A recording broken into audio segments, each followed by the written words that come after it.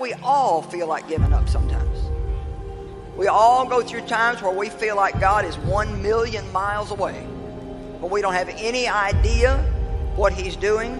When we're tired, when we're weary, when we think we just can't go on. Most people are afraid to set great dreams and set big goals because of the fear of failure. There's something much worse than failure. It is the fear of failure. I want to remind you that failure is not final, it's formative. It is part of the process. It's part of the journey. Your failure matters as much as your success. How do you think you're going to grow if you don't ever fail? Yet some of you have failed and you have decided, well, guess what? I'm a failure. No, failure is an event. It is never a person. I need you to make up in your mind that the only way you can lose is if you quit. I just need you to keep going. First, you cannot give up. When you enter into your long season, you've got to give it all you've got. When people go into a season of struggle, the first thing that they want to do is take a sabbatical. But whenever trouble comes, the only way that you can get through trouble is work your way through it. Make a declaration to yourself. Declare all-out war that you're going to get out of this rut. I suggest to you that if you are facing a challenge, don't stop. Stay busy. Work your plan. Don't confuse movement with progress. In order to achieve your goals, you must apply discipline, which you have already done, and consistency every day. You have to work at it. Every day, you have to plan. Every day. You've heard the saying, we don't plan to fail, we fail to plan. Hard work works. Working really hard is what successful people do. And I can tell you from my own personal experience, don't give up then. Develop your own compass and trust it. Take risks, dare to fail. Remember, the first person through the wall always gets hurt.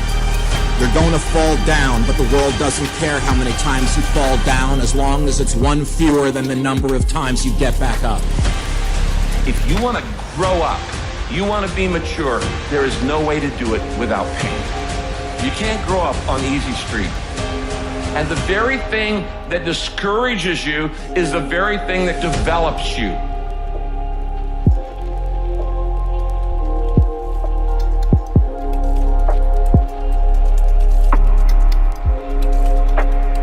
Make one room in your house as beautiful as possible. That's what I'm writing about now. I talked a lot already about the necessity of cleaning your room, which is, in some sense a foolish piece of advice because it seems so obvious, but it's not obvious at all. And you'll find if you try it, especially if you're in a household that's not very functional, that you'll encounter obstacles that you couldn't imagine existed while you're trying to put your life in order. And you can take your surroundings beyond order and move towards beauty, and that's unbelievably useful because, well, beauty calls people to their higher being, I would say, and to make friends with beauty is to introduce yourself very carefully to one of the mysteries of life that make it worth living.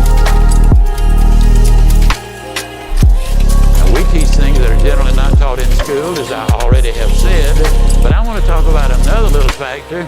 90% of the visits to medical doctors are directly or indirectly related to stress. 90%. My stress level, and I face as many deadlines as anybody you know. It's always a book production, a class I'm teaching, a seminar I'm presenting, and each one of them requires time and concentration. Example, how many of you feel like I've made this talk before? Can I see your hand, please? Several hundred times. I made it yesterday. You know what I did between yesterday and today? I spent over 6 hours getting ready for this. You see, I think it would be arrogant if I thought I could stand up and spit it out just because I did it yesterday or hundreds of times. That's arrogance.